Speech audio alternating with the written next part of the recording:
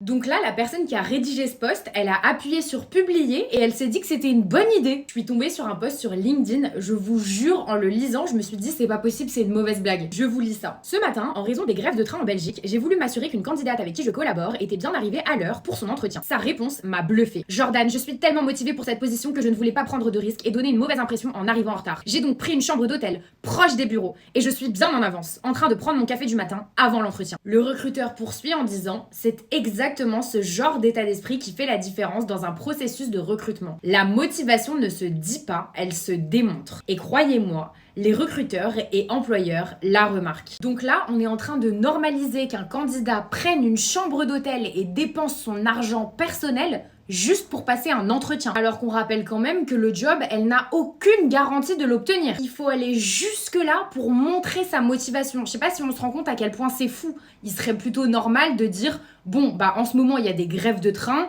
la personne qui fait passer l'entretien, elle va être moins regardante sur les retards. Elle va être un petit peu plus compréhensive et empathique. Mais non, c'est au candidat de faire des mains et des pieds pour prouver qu'il est motivé et pour tout faire pour arriver à l'heure, alors même que tout ça c'est des paramètres qu'il ne maîtrise pas. Du coup, celui qui n'a pas les moyens de se prendre une chambre d'hôtel et de venir la veille pour être sûr de ne pas arriver en retard, il va être désavantagé dans le processus de recrutement?